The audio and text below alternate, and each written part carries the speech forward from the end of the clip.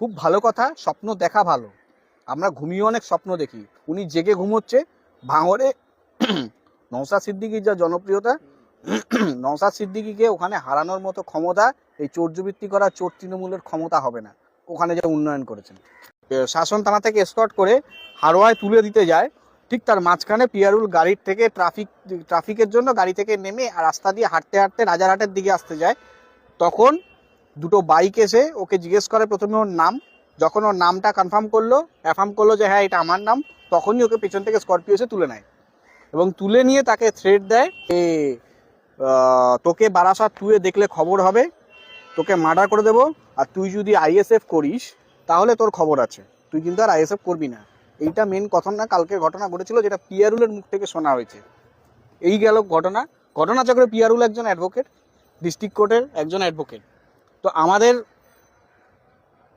মানে প্রফেশনে যারা যুক্ত তাদের মধ্যে এই জিনিস, তাদের গায়ে হাত ওঠা মানে আমাদের গায়ে হাত ওঠা। তাহলে এর জবাবে যেটা করার, আমরা বিচারের পদ্ধতিতে যা মানে জুডিশিয়ারি সিস্টেমে যেটুকু যা করার আমরা সেটা পদ্ধতি শুরু করব। আজকে জাস্ট পিয়ারুল বাড়িতে গেছে, লাস্ট আমার কাছে যা খবর আছে পিয়ারুল এখন বাড়িতে, ভোর 4টার সময় ও বাড়িতে গেছে এবং বাড়িতে হয়তো টেস্ট নিচ্ছে, তাকে হসপিটালে নিয়ে যাওয়া হয়েছে, ট্রিটমেন্ট করানো হয়েছে। একটা কথা বলে দিই, এভাবে ধমকে চমকে কিডন্যাপ করে যদি তৃণমূল সরকার মনে করে যে কাউকে দল থেকে অন্য দলে চেঞ্জ করাবে, সেটা হবে না, সেটা করা যাবে না। এবং সেটা যত করতে চাইবে তত আমাদের কাছে সেই জায়গাটা আরও পোক্ত হবে বা সুদৃঢ় হবে যে আমরা বিরোধীরা আমাদের রাস্তাটা ঠিক। যদি আমাদের রাস্তা ঠিক না থাকতো ওরা আমাদের ওপর অ্যাটাক হতো না। ওদের চোখে আমরা টার্গেট, তার মানেটা বুঝে নিতে হবে যে ওদের কোনো কাজে আমরা পাকা ধানে মই দিচ্ছি। যদি এরকম হয় তাহলে অসুবিধে নেই। আর একটা কথা, কালকের যে ঘটনা ঘটেছে সেটা তো শুধু কিছু সংখ্যক দলীয় কর্মী, যখন আমরা আইনজীবীরা রাস্তায় নামবো এবং আমরা আইনজীবীরা যখন রাস্তায় নেমে পথে ঘেরাও করব, দেখি কত আইনজীবীকে কিডন্যাপ করতে পারে। বললাম তো, মমতা ব্যানার্জিকে এর ফল ভোগ করতে হবে। এবং ওখানকার স্থানীয় যে তৃণমূল যুব নেতা যার অঙ্গুলি হিলনে এই টোটাল অপারেশনটা হয়েছে, পিয়ারুলের কথা অনুযায়ী পিয়ারুল সুস্থ হয়ে বাড়িতে গেছে, ঠিকঠাক বাড়িতে কোনো রকম আছে, ও একটু রেস্ট নিক, ওর স্টেটমেন্ট কিভাবে কোথায় রেকর্ড করাতে হয় এবং তার ভিত্তিতে মামলা শুনানি কোথায় করাতে হয় এবং তার ভিত্তিতে কাদেরকে দিয়ে এনকোয়ারি করাতে হয় সেটা ক্রমশ প্রকাশ্য। এবং তৃণমূলের শেষের শুরুর এটা প্রথম নিদর্শন হলো, ওরা যেটা কালকে করলো সেই জায়গায় তৃণমূলের এটা শেষের শুরু হয়ে গেল। একজন আইনজীবী তাকে যদি এভাবে হেনস্থা করা হয় তাহলে সাধারণ মানুষের উপায় কি হবে? ভোট এখন ঢের বাকি।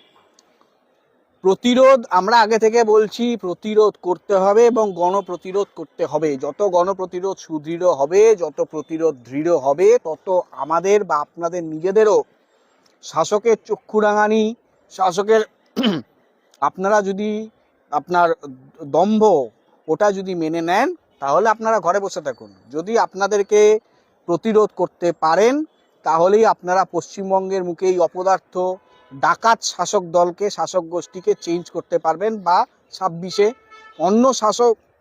অন্য দলকে ক্ষমতায় আনতে পারবেন।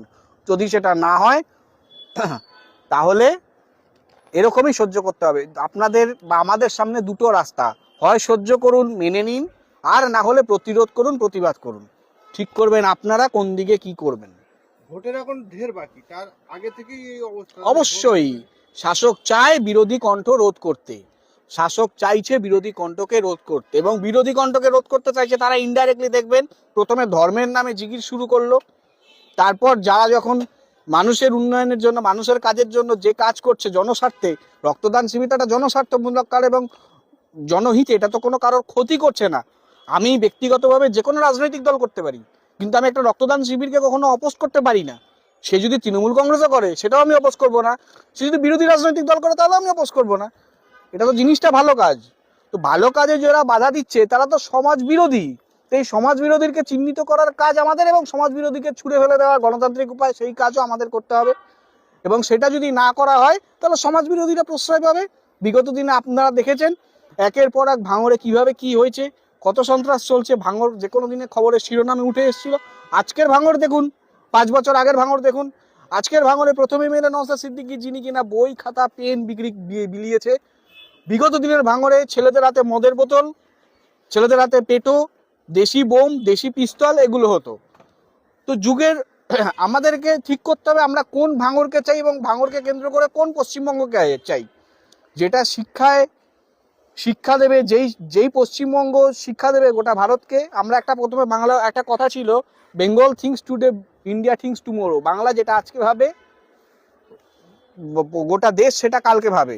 এখন হয়েছে এটা অন্য, যেই চুরির পদ্ধতি বাংলা আজকে ভাবে, গোটা রাজ্য কেন গোটা দেশ সেই চুরির পদ্ধতি নিয়ে রিসার্চ করে এবং গোটা দেশের বাইরেও সেই চুরির পদ্ধতি হয়। বিগত দিনে আপনারা আরজি করতে গেছেন, গোটা দেশ গর্জে উঠেছিল এই পশ্চিমবঙ্গ থেকে। ঘটনার উত্থান, অকারেন্স অফ ক্রাইম মানে অকারেন্স অফ প্লেস পশ্চিমবঙ্গ। ভাঙড়ে দেখুন পশ্চিমবঙ্গ, আপনারা পশ্চিমবঙ্গে এনসিআরবি রিপোর্ট যদি দেখেন ক্রাইমে কত নম্বর জায়গায় আছে আর বিহার কত নম্বর জায়গায় আছে সেটা দেখবেন। আমি বিহারকে ছোট করছি না, কিন্তু থিং ইজ দ্যাট আগে ক্রাইমে এনসিআরবিতে রিপোর্টে বিহার, ছত্তিশগড় এই সমস্ত স্টেটগুলো আগে থাকতো। এখন পশ্চিমবঙ্গ আগে চলে গেছে, বিহার ছত্তিশগড় নিচে চলে গেছে। মানে কি, বিহার ছত্তিশগড় ডেভেলপ করছে, পশ্চিমবঙ্গ ক্রাইমে ডেভেলপ করছে। রাজ্যে 294টা বিধানসভা বুথ রয়েছে। ইতিমধ্যেই তৃণমূলের second in command Abhishek Bandyopadhyay তিনি বলেছেন ভাঙড় আমাদেরকে জিততে হবে। এই জায়গা থেকে কি বার্তা যাচ্ছেন তিনি? হ্যাঁ, উনি ভাঙড় জিততে হবে, খুনের রাজনীতি করে ভাঙড় জিততে চায়। উন্নয়নমূলক প্রকল্প করে ভাঙড় জেতার ক্ষমতা ওনার বা ওনার পিসি বকলমে। অন্য সম্পর্কের দিকে আমি গেলাম না, ওই পিসি ভাইপোটাই আমি রাখলাম। ওই পিসি ভাইপো ভাঙড় জিততে চায় কারণ ওই একটা এমএলএ 294টা এমএলএর মাথা গুড়িয়ে দিচ্ছে। উনি একবারও বললেন না নন্দীগ্রাম জিততে হবে, যেখানে ওনার পিসি হেরেছে। বলবে না, কারণ ওটা মোদি দিদি সেটিং।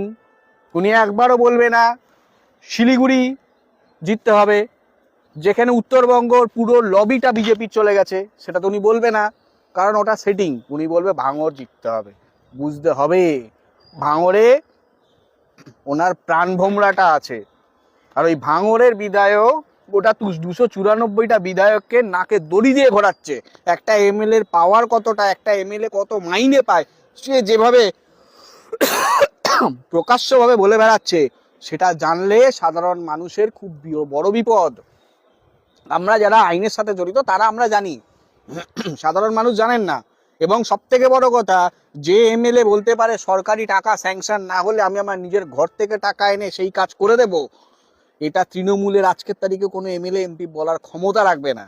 যদি বলতে পারে তাহলে নওশাদ সিদ্দিকী ছাড়ুন, অন্য কোনো এমএলএরা ছাড়ুন, তাহলে তো তৃণমূলের ওই নওশাদ সিদ্দিকী তো পরিষ্কার বলছে তাহলে আমি রাজনীতি ছেড়ে দেবো। 5 বছরের হিসেব দিক, যেটা নওশাদ সিদ্দিকী বলেছিল আমি 5 বছরের হিসেব দিয়ে দেব, এবং সেই প্রস্তুতিও হচ্ছে, সেই প্রস্তুতি তো চলছে। উনি দেবেন, যখন বলেছে দেবেন, ওনার কোনো প্রয়োজন ছিল না রাজনীতিতে আসার। উনি যেই জায়গা থেকে রাজনীতিতে এসছেন সমাজ পরিবর্তনের লক্ষ্যে, ওনার কোনো প্রয়োজন ছিল না রাজনীতিতে আসার। উনি রাজনীতিতে এসছেন শুধু সমাজ পরিবর্তন করতে। যদি উনি অন্য যে জায়গায় ছিলেন, পীরজাদা পরিবারে, সেখানে তো অনেক বড় সম্মান ছিল, তাকে তো তখন কেউ আক্রমণ করতো না। উনি চাইলেই কিন্তু এদল থেকে ও দলে যেতে পারতেন, কিন্তু সেটা উনি করেন। বললেন ভাঙড় আমার চাই। ইতিমধ্যেই পঞ্চায়েতে ভাঙড়ে বেশ কিছু মানুষের প্রাণ গিয়েছে, লোকসভাতেও গন্ডগোল হয়েছে, আয় দিন ভাঙড়ে গন্ডগোল লেগে রয়েছে। এই যে উনি বললেন ভাঙড়ে আমাদের জিততে হবে, তো কি ভাঙড়ের শান্তি ফিরবে না আর অশান্তি? অশান্তি ফিরে। প্রথম কথা, ভাঙড় উনি জেতার স্বপ্ন দেখুক, উনি কতদিন বাইরে থাকে সেটা সন্দেহের বিষয়। সব থেকে বড় কথা, উনি ভাঙড় জেতার স্বপ্ন দেখুক, খুব ভালো কথা, স্বপ্ন দেখা ভালো। আমরা ঘুমিয়ে অনেক স্বপ্ন দেখি, উনি জেগে ঘুমোচ্ছে। ভাঙড়ে নওশাদ সিদ্দিকীর যা জনপ্রিয়তা, নওশাদ সিদ্দিকীকে ওখানে হারানোর মতো ক্ষমতা এই চোরজুবৃত্তি করা চোর তৃণমূলের ক্ষমতা হবে না, ওখানে যা উন্নয়ন করেছেন।